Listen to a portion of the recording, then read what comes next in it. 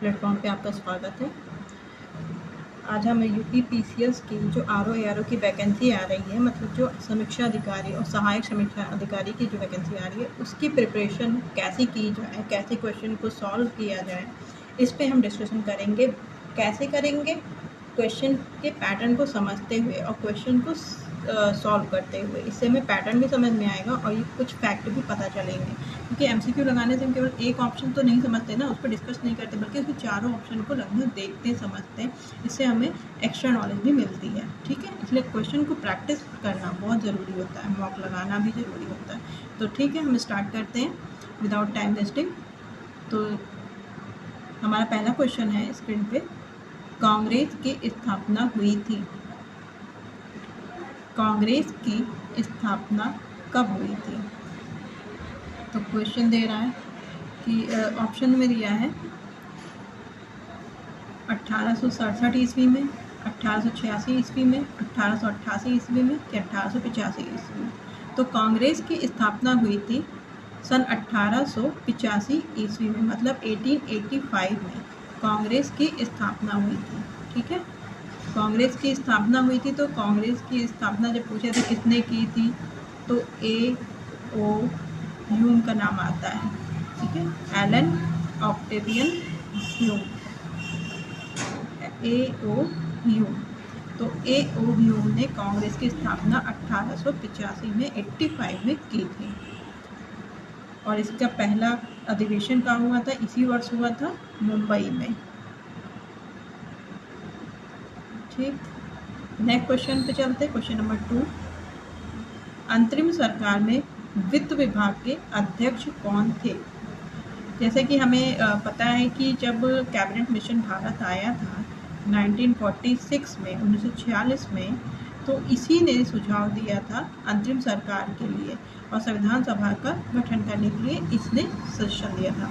ठीक है, प्रस्ताव पेश किया था। तो इसी के कहने के अनुसार अंतरिम सरकार का गठन किया गया। तो अंतरिम सरकार में कुल 14 सदस्य थे। कितने सदस्य थे? अंतरिम सरकार में कुल 14 सदस्य थे। तो इसमें पूछ रहा है कि वित्त विभाग किसे दिया गया था? लियाकत अली, जॉन मथाई, बलदेव सिंह, राजेंद्र प्रसाद। तो वित्त विभाग यहाँ पे लियाकत अली को दिया गया था। अब इसके पीछे क्या कहा जाता है कि लियाकत अली ये मुस्लिम लीग के सदस्य थे, और सितंबर 1946 में अंतरिम सरकार का गठन कर दिया गया था।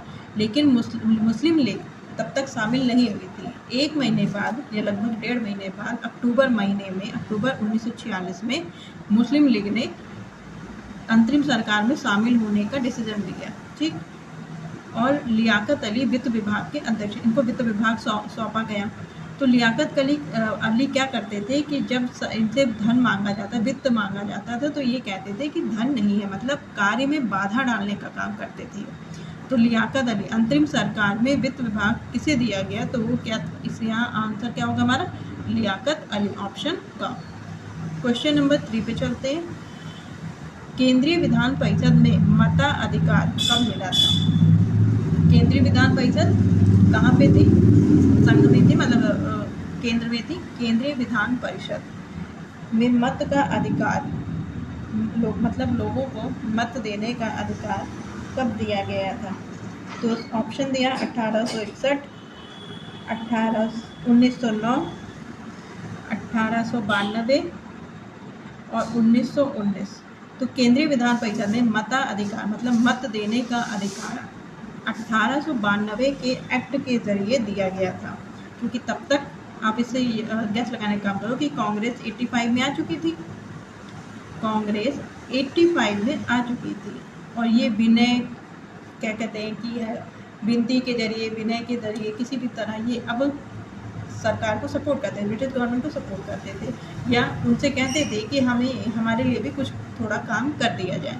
तो इनके कहने के अनुसार कुछ समय बाद 1892 के एक्ट में कांग्रेस को विधान परिषद में मत देने का अधिकार मिल गया। ठीक है, ये हम इस पर यहाँ पे समझने के लिए कर रहे हैं, इतनी कहानी नहीं थी इसके पीछे, वो उनका कुछ और ही चल रहा था, वो इतिहास में है।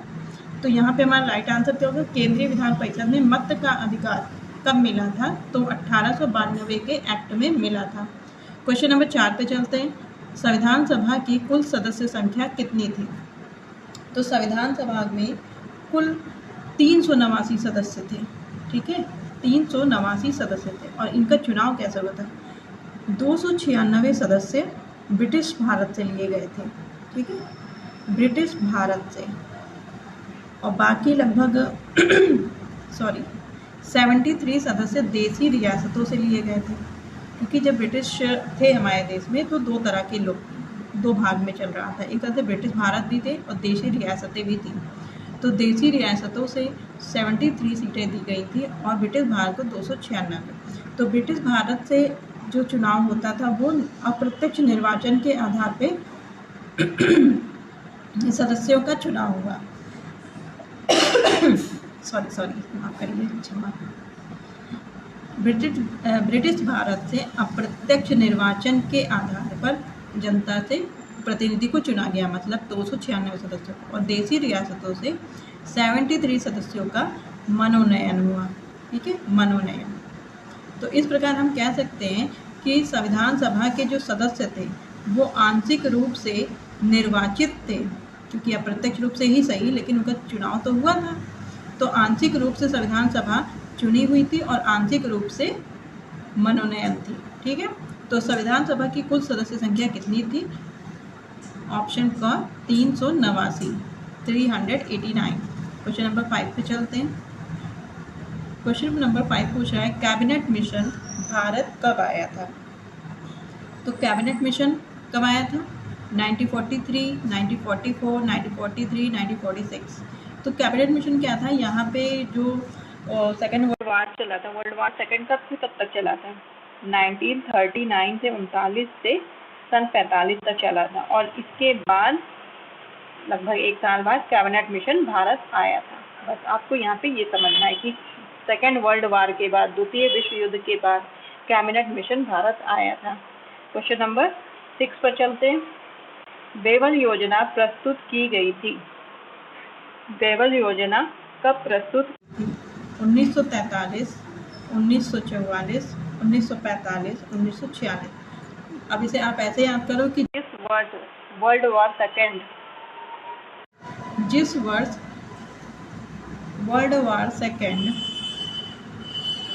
क्या हुआ था, जिस वर्ल्ड वॉर सेकेंड खत्म हुआ था उस साल बेवल योजना प्रस्तुत की गई थी। यानी कि हमारा ऑप्शन कौन सा सही होगा? ऑप्शन ग, 1945 में। क्वेश्चन नंबर 7 पे चलते हैं। प्रारूप समिति के अध्यक्ष थे।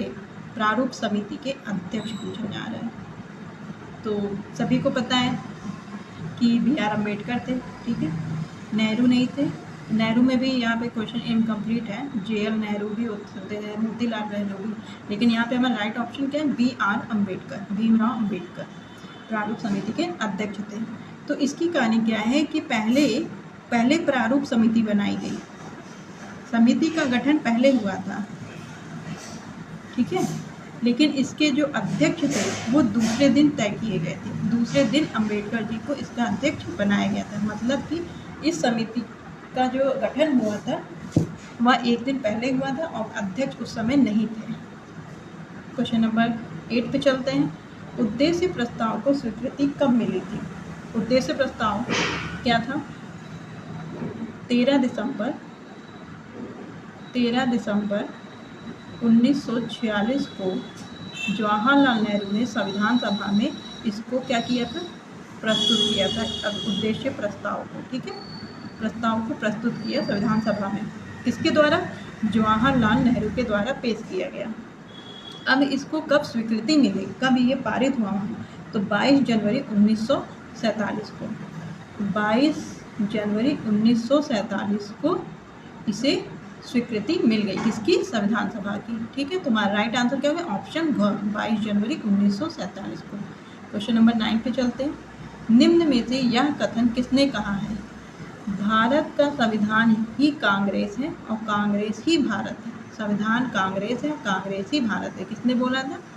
बिना किसी के इधर उधर सोचे हम ग्रैनविल ऑस्टिन को टिक लगाएंगे। ग्रैनविल ऑस्टिन ने बोला था, ठीक। क्वेश्चन नंबर 10 पे चलते हैं। संविधान के किस भाग में निर्वाचन का उल्लेख किया गया है? तो यहाँ भाग पूछ रहा है। कितने भाग होते हैं टोटल? अब यहाँ पे डिस्कस कर लेते हैं। भाग, संविधान में कुल 22 भाग दिए गए हैं। तो कुल कितने अनुच्छेद हैं संविधान में? 395 अनुच्छेद। और अनुसूचियाँ कितनी हैं? सब हमारे संविधान में कुल 12 अनुसूचियाँ हैं, ठीक, और 3 सूची।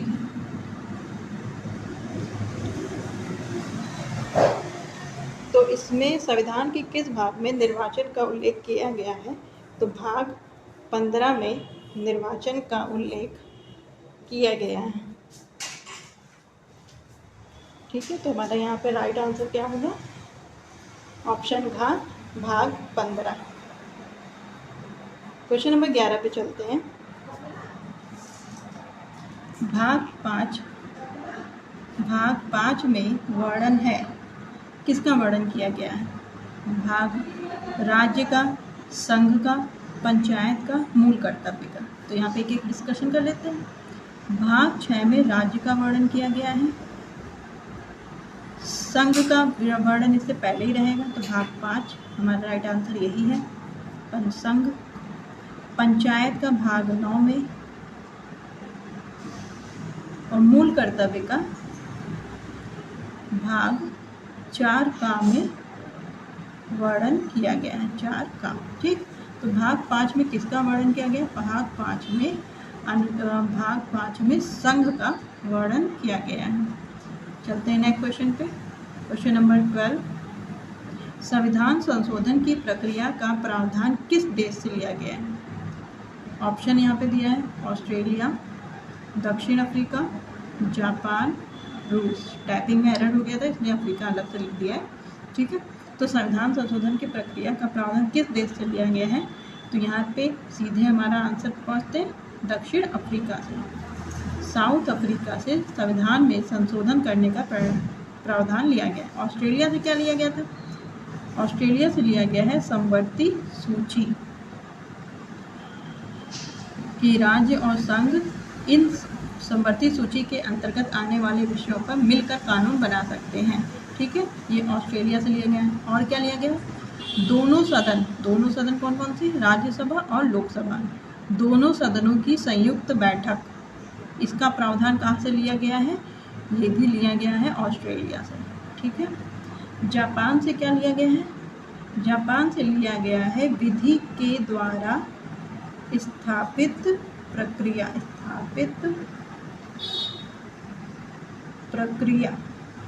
ठीक है। तो ये जापान से लिया गया है। और रूस से क्या लिया है? रूस उस समय था नहीं, तो रूस को वहाँ पे सोवियत संघ बोला गया है, तो सोवियत संघ से लिया गया है, सोवियत संघ, ठीक है। इसको आगे हटा देते हैं। तो सोवियत संघ को क्या लिखते थे? यूएसआर भी बोलते थे, यूएसएसआर भी बोलते थे। तो सोवियत संघ से क्या लिया गया है? मौलिक या मूल कर्तव्य। इसके अलावा भी बहुत कुछ लिया गया है, लेकिन यहाँ पे हमने एक ही ये भी जान दिया हर क्वेश्चन को। तो क्वेश्चन नंबर 13 पे चलते हैं। यहाँ पे राइट आंसर क्या होगा क्वेश्चन 12 का? क्वेश्चन नंबर 12 का राइट आंसर है संविधान संशोधन की प्रक्रिया दक्षिण अफ्रीका से लिया गया है, ये प्रावधान। क्वेश्चन नंबर 13 पे चलते हैं। भारत शासन अधिनियम 1935 से कितने अनुच्छेद लिए गए हैं?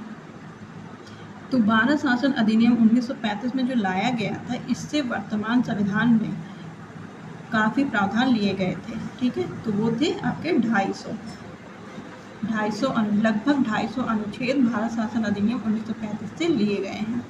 कहीं कहीं 200 भी दिया रहता है, लेकिन यहाँ पे 250 है, ठीक है। नेक्स्ट क्वेश्चन नंबर 14 पे चलते हैं। साइमन कमीशन भारत कब आया था? तो साइमन कमीशन बना कब था? 1927 में, लेकिन वो आया कब था? 1928 में। तो यहाँ आने का पूछा है, तो वो आया कब था? 1928, मतलब 27 में उसका गठन हुआ था और 28 में एक साल बाद वो आता है। अभी हिस्ट्री ही से रिलेट करके पढ़ लेते हैं कि साइमन कमीशन का भारत में बहिष्कार हो रहा था, इसका लोग बहिष्कार कर रहे थे। क्यों कर रहे थे? क्योंकि साइमन कमीशन में कितने सदस्य थे? 7 सदस्य थे, और इनमें से कोई भी भारतीय नहीं था। तो भारतीयों का कहना था मतलब हमारे लिए ही आप लोग कानून बनाते हो और हमें ही इन्वॉल्व नहीं करते हो, हमें ही शामिल नहीं करते हो कमीशन में, इसलिए साइमन कमीशन का भारत में विरोध चल रहा था, ब्रिटिश भारत में बहिष्कार हो रहा था इसके आने पर, ठीक। क्वेश्चन नंबर 15 पे चलते हैं। मॉन्टेग्यू चेम्सफोर्ड सुधार किसे कहते हैं? ऑप्शन 1858 के यहाँ पे एक्ट रहेगा सबके आगे, 1858 के एक्ट को, 1947 के एक्ट को, 1919 के एक्ट को, कि 1935 के एक्ट को। ठीक है, तो मॉन्टेग्यू चेम्सफोर्ड सुधार 1919 के एक्ट को कहते हैं। ठीक है, तो अब यहाँ हम समझते हैं कि मॉन्टेग्यू कौन थे। तो मॉन्टेग्यू कौन थे? सचिव थे, जो भारत सचिव का पद बनाया गया था वो थे मॉन्टेग्यू, और चेम्सफोर्ड थे हमारे वायसराय। ठीक है, तत्काल में उस समय वायसराय थे, और सचिव और वायसराय के नाम को मिलाकर मॉन्टेग्यू चेम्सफोर्ड सुधार बोला गया। किसको बोला गया? 1919 के एक्ट को बोला गया। ठीक, नेक्स्ट क्वेश्चन पे चलते हैं। क्वेश्चन नंबर 16, संघीय न्यायालय का पहला मुख्य न्यायाधीश किसे बनाया गया? तो पहले तो ये समझिए, एक 1774 में एक उच्चतम न्यायालय बनाया गया था, सुप्रीम कोर्ट। ये बनाया गया था कलकत्ता में। किस एक्ट के जरिए? 1773 के रेगुलेटिंग एक्ट के जरिए। ठीक है, और ये संघीय न्यायालय की बात कर रहा है, जिसकी स्थापना हुई थी 1937 में 1935 के एक्ट के प्रावधान के थ्रू। ठीक है, के जरिए, मतलब उसके प्रावधान था, उसके अनुसार संघीय न्यायालय का गठन हुआ था। तो जो सुप्रीम कोर्ट 1774 में बनाया गया था, तो इसके जो चीफ जस्टिस थे वो एलिजा इम्पे थे, ये वाले के पहले मुख्य न्यायाधीश। लेकिन संघीय न्यायालय का पहला मुख्य न्यायाधीश बनाया गया था, जिसका हेडक्वार्टर दिल्ली में है, तो ये बनाया गया था जॉर्ज मॉरिस ग्वायर, यहाँ पे रह रहेगा। ठीक है, तो संघीय न्यायालय का पहला मुख्य न्यायाधीश किसे बनाया गया था? जॉर्ज मॉरिस ग्वायर को। क्वेश्चन नंबर 17 पे चलते हैं। भारत में पहली बार अप्रत्यक्ष निर्वाचन प्रक्रिया, यहाँ पे थोड़ा मिस्टेक हो गया है, मिसप्रिंट हो गया। तो भारत में पहली बार अप्रत्यक्ष निर्वाचन प्रक्रिया कब प्रारंभ हुई? ठीक है, अप्रत्यक्ष निर्वाचन प्रक्रिया कब प्रारंभ हुई थी? मतलब किस एक्ट के? एक्ट जो आते थे उन्हीं में प्रावधान रहता था और उसी को लागू किया जाता था। तो यहाँ पे पूछ रहा है किस एक्ट के जरिए। बहुत डिस्टर्बेंस होती है, सॉरी। भारत में पहली बार अप्रत्यक्ष निर्वाचन प्रक्रिया का आरंभ किस एक्ट से हुआ था? 1858 के एक्ट से, 1861 के एक्ट से, 1892 के एक्ट से और 1909 के एक्ट से। हमारे ऑप्शन में ये दिया हुआ है। ठीक है, तो यहाँ पे क्या है, 1858 का एक्ट में क्या हुआ था कि 1858 के एक्ट के पहले क्या हुआ था, 1857 की क्रांति हुई थी, और जो ये एक्ट लाया गया था बहुत जल्दी में लाया गया था। तो उसमें ये सब निर्वाचन वगैरह के बारे में सोचने का समय नहीं मिला था, सीधे कंपनी के हाथ से क्राउन के हाथ में ट्रांसफ़र करने के लिए ये एक्ट लाया गया था कि अब शासन क्राउन के पास चला गया। ठीक है, तो 1858 में ऐसा कुछ नहीं था। 1861 मतलब कि अभी 57 की क्रांति हुई थी, तो अभी 2-3 साल का रिलैक्स लिया उन्होंने, और फिर थोड़ा सोच के फिर एक्ट लाया और अच्छे प्रावधान रहे। तो 1861 में भी इसकी बात नहीं की उन्होंने। तो ये अप्रत्यक्ष निर्वाचन प्रक्रिया कब शुरू हुई थी? तो ये 1892 के एक्ट में शुरू हुई थी, जब कांग्रेस आ गई थी। अब आप इसको लिंक कर सकते हो कांग्रेस से, कि जब कांग्रेस आ गई तो कांग्रेस ने डिमांड की होगी, तब पहली बार अप्रत्यक्ष निर्वाचन प्रक्रिया का शुरुआत कर दिया गया। ठीक, कांग्रेस कब आई थी? 1885 में, और 1892 में हमें अप्रत्यक्ष निर्वाचन प्रक्रिया शुरू कर दी गई। जैसे केंद्रीय विधान परिषद में क्या दिया गया था, मत का अधिकार दिया गया था 1892 के बाद। ठीक, मतलब कांग्रेस के आने के बाद। तो नेक्स्ट क्वेश्चन पे चलते, क्वेश्चन नंबर 18 देश का पहला विधि सलाहकार था। विधि सलाहकार, तो विधि सलाहकार मतलब जो गवर्नर जनरल होता था हमारे देश का, गवर्नर जनरल होता था, उसकी एक परिषद होती थी, जो 1773 एक्ट के दौरान उसकी परिषद में 4 सदस्य बनाए गए थे।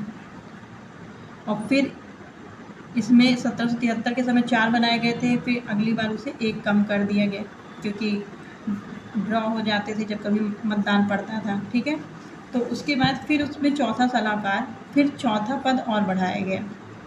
तो पहला पद, जो ये चौथा पद बढ़ाया गया, तो उससे पहले विधि सलाहकार का पद लाया गया। तो वो पहला विधि सलाहकार कौन बना था? Lord Macaulay. ठीक है, लॉर्ड मैकाले देश के पहले विधि सलाहकार बनाए गए थे। जो गवर्नर जनरल की काउंसिल में विधि सलाहकार के चौथे पद पे ज्वाइन किए थे। नेक्स्ट क्वेश्चन 19 नंबर का, किस चार्टर के द्वारा कंपनी का व्यापारिक एकाधिकार पूर्णतः समाप्त कर दिया गया? पूर्णतः की बात लिखा है इसमें, पूर्णतः समाप्त कर दिया गया मतलब कि ये एक चीज़ भी नहीं छोड़ी गई। एक बार ऐसा हुआ था ना कि पूरा अधिकार तो दे दिया गया था, लेकिन चीन पे जो चाय वाले का अधिकार था, मोनोपोली, एक चीज़ पे रह गई थी चीन से व्यापार करने के मामले में। तो पूर्णतः उसे नहीं कहेंगे हम, पूर्णतः उसे कहेंगे जहाँ पे उसे कोई भी अधिकार नहीं दिया गया, पूरी तरह से उसकी मोनोपोली ख़त्म कर देंगे, मतलब उसका एकाधिकार ख़त्म कर दिया। एकाधिकार ख़त्म करने का मतलब है कि अदर कंपनियाँ भी यहाँ पे आ सकती हैं और ईस्ट इंडिया कंपनी के अलावा भी कंपनियाँ आके व्यापार कर सकती हैं। अब ईस्ट इंडिया कंपनी के पास एकाधिकार का राइट नहीं है, अब उसकी मोनोपोली यहाँ पे नहीं रहेगी। तो ये किस एक्ट के प्रावधान के तहत किया गया था? तो यह 1933 के एक्ट के ज़रिए किया गया था।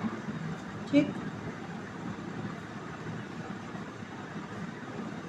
1933 के एक्ट के बाद 1933 नहीं, सॉरी 1833 या 1933 नहीं था, तो 1813 ऑप्शन में दिया है, 1833 दिया है, फिर 1853, 1858।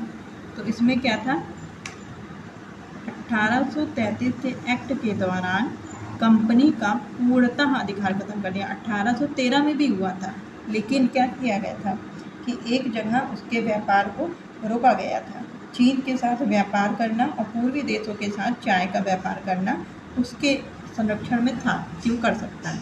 तो पूर्णतः समाप्त करने की बात होगी तो 1833 में, और पहली बार कब समाप्त किया गया था? 1813 में।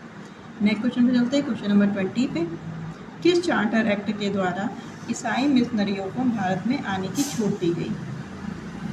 तो लॉर्ड मैकाले आ ही गए थे, ठीक है।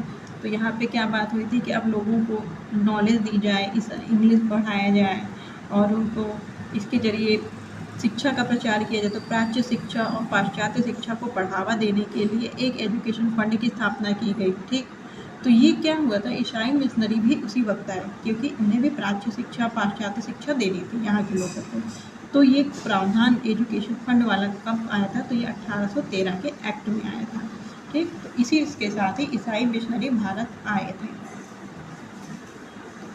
तो यहाँ पे हमारा राइट ऑप्शन होगा 1813। नेक्स्ट क्वेश्चन पे चलते हैं, क्वेश्चन नंबर 21।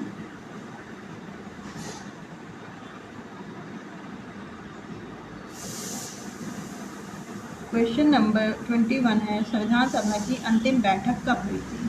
ठीक, क्वेश्चन पूछ रहा है कि संविधान सभा की अंतिम बैठक कब हुई थी। तो पहली बैठक कब हुई थी? पहले तो ये जाने हम, संविधान सभा की पहली बैठक हुई थी 9 दिसंबर 1946 को। और 9 दिसंबर 1946 को जब इसकी पहली बैठक हुई थी, तो उस समय पहला जो अध्यक्ष और उपाध्यक्ष बनाए गए थे, वो कैसे बनाए गए थे? अस्थायी तौर पर बनाए गए थे।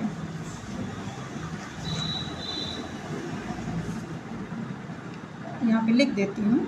तो संविधान सभा की पहली बैठक की बात हम कर रहे, तो पहली बैठक हुई थी 9 दिसंबर 1946 को। तो 9 दिसंबर 1946 को पहली बैठक हुई थी, लेकिन इस बैठक में क्या हुए थे? अस्थायी सदस्य, मतलब अस्थायी अध्यक्ष और अस्थायी उपाध्यक्ष बनाए गए थे। अस्थायी अध्यक्ष किसको बनाया गया था? सच्चिदानंद सिन्हा को। और अस्थायी उपाध्यक्ष किसे बनाया गया था? तो फ्रैंक एंथोनी को। ठीक है, फिर 2 दिन बाद 11 दिसंबर 1946 को स्थायी अध्यक्ष और उपाध्यक्ष चुने गए। तो स्थायी अध्यक्ष किसे बनाया गया? डॉक्टर राजेंद्र प्रसाद को। तो ये तो हम पहली बैठक की बात हो गई। अब पूछ रहा संविधान सभा की अंतिम बैठक कब हुई थी? तो ऑप्शन में क्या दिया? 24 जुलाई 1949, 24 जुलाई 1950, 24 जनवरी 1950, 26 जनवरी 1950। तो यहाँ पे हमारा राइट आंसर होगा 26 जनवरी 1950 को, सॉरी 26 नहीं, क्योंकि इस दिन तो संविधान लागू हुआ था, उसके एक दिन पहले, 2 दिन पहले ख़त्म कर दिया गया था। ठीक है, तो इसका क्या होगा? 24 जनवरी 1950। 24 जनवरी 1950 को संविधान सभा की अंतिम बैठक हुई थी। ठीक, और राष्ट्रगान राष्ट्रगीत को अपना लिया गया था। राष्ट्रपति भी चुन लिया गया था, लेकिन अभी राष्ट्रपति बना नहीं था। राष्ट्रपति हमारे बनाए गए 26 जनवरी 1950 को। क्वेश्चन नंबर 22 पे चलते हैं। संविधान सभा में कुल कितनी महिलाएं थी? महिलाओं की सीटें पूछ रहा है। निर्वाचन जो हुआ संविधान सभा कैसे हुआ था? आंशिक निर्वाचन, आंशिक था ना, आंशिक चुने हुए और आंशिक मनोनयन, ये संविधान सभा का चुनाव का तरीका था। कितने सदस्य थे टोटल? 389। अभी 389 सदस्यों में से महिलाएं कितनी थी? तो वो थी 15। क्वेश्चन नंबर 23 पे चलते हैं। प्रारूप समिति के कुल सदस्य हैं, तो अंबेडकर जी जो कि अध्यक्ष थे, इनको ले लेंगे तो इनको लेके प्रारूप समिति के कुल 7 सदस्य थे, ठीक, जिसमें से 2 लोग, प्रारूप समिति के कुल 7 सदस्य थे अंबेडकर जी को लेके, जिनमें से एक लोग क्या थे, जो मित्रांग थे, मतलब BL मित्रा, इन्होंने इस्तीफा दे दिया था और माधव समिति के अध्यक्ष, समिति के मेंबर बन गए थे। BL मित्रा ने क्या दिया था? इस्तीफा, जिनकी जगह पे आ गए थे माधव जी, ठीक। और एक और सदस्य थे खेतान करके, इनकी मृत्यु हो जाती है 1948 में। तो इनकी मृत्यु के बाद TT कृष्णामाचारी को सदस्य बना दिया जाता है। तो एक सदस्य की मृत्यु हो जाती है और एक सदस्य ने इस्तीफा दे दिया रहता है, ठीक। तो ये 2 सदस्य कभी कभी पूछ लेता है कि किसने इस्तीफा दिया था, उनकी जगह पे कौन आया, या किनकी मृत्यु हो गई जिनकी जगह पे कौन आया, ठीक। तो समझने के लिए है, डिस्कस कर दिया हमने। प्रारूप समिति के कुल सदस्य कितने थे? 7 थे। क्वेश्चन नंबर 24 पे चलते हैं। संविधान सभा के संवैधानिक सलाहकार कौन थे?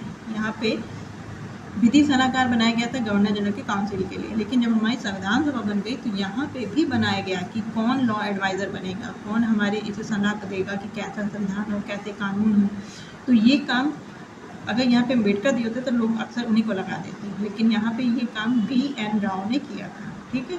तो संविधान सभा के संवैधानिक समिति दिन 11 दिसंबर को 1946 को संविधान सभा की दूसरी जो बैठक हुई थी, जिसमें स्थायी सदस्य चुने गए थे, स्थायी अध्यक्ष चुने गए थे और स्थायी उपाध्यक्ष चुने गए थे, तो उसी दिन BN राव को संवैधानिक सलाहकार भी नियुक्त किया गया था, ठीक। तो नेक्स्ट क्वेश्चन चलते, क्वेश्चन नंबर 25। संविधान सभा की पहली बैठक कब हुई थी? तो संविधान सभा की पहली बैठक अभी हमने पीछे डिस्कस किया था। संविधान सभा की पहली बैठक 9 दिसंबर 1946 को हुई थी। ऑप्शन क सही है। क्वेश्चन नंबर 26 पे चलते हैं। अंतरिम सरकार में शिक्षा मंत्री थे, तो अंतरिम सरकार पहले भी हमने डिस्कस किया। अंतरिम सरकार किसके कहने बनी थी, किसने प्रावधान किया था, सजेशन दिया था? कैबिनेट मिशन ने। तो उस समय शिक्षा मंत्री यानी शिक्षा विभाग किसको दिया गया था? C राजगोपालाचारी को, मतलब चक्रवर्ती राजगोपालाचारी को शिक्षा दिया गया था और वल्लभ भाई पटेल को गृह दिया गया था, ठीक। तो हमारा यहाँ पे राइट आंसर क्या होगा? C राजगोपालाचारी को शिक्षा विभाग दिया गया था अंतरिम सरकार में। 27 नंबर क्वेश्चन पे चलते हैं। क्रिप्स मिशन को कितने बाद की तिथि का चक्का, यानी कि पोस्ट डेटेड चेक किसने कहा है? गांधी जी ने, मोहनदास करमचंद गांधी, महात्मा गांधी ने, ठीक। क्वेश्चन नंबर 28 पे चलते हैं।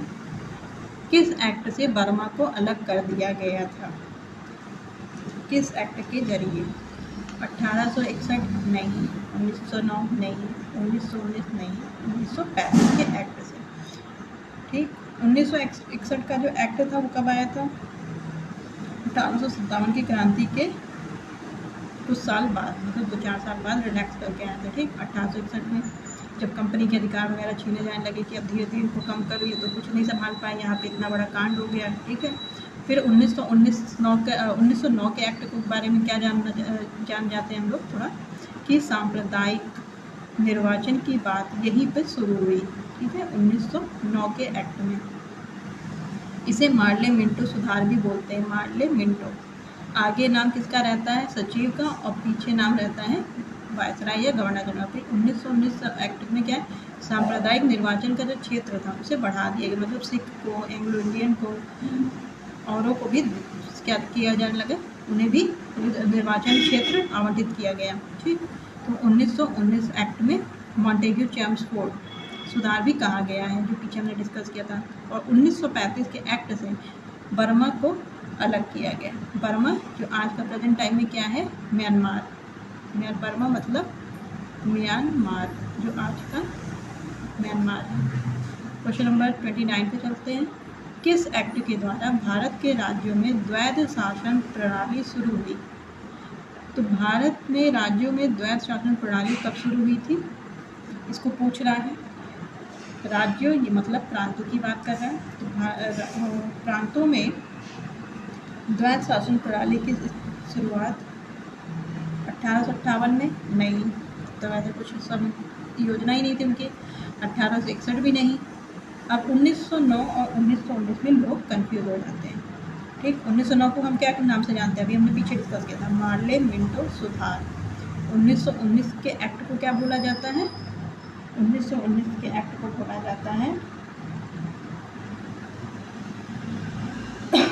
Montagu Chelmsford. ठीक, तो किस एक्ट के द्वारा भारत के राज्यों में द्वैध शासन व्यवस्था शुरू की गई थी?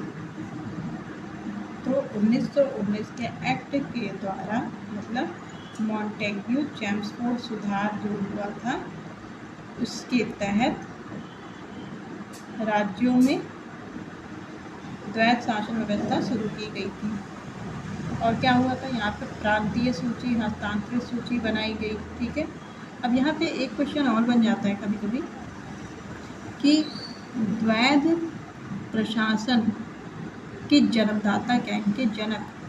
तो जनक कौन है इसके, लियो कार्टेस। ठीक है, लियोन कार्टियस,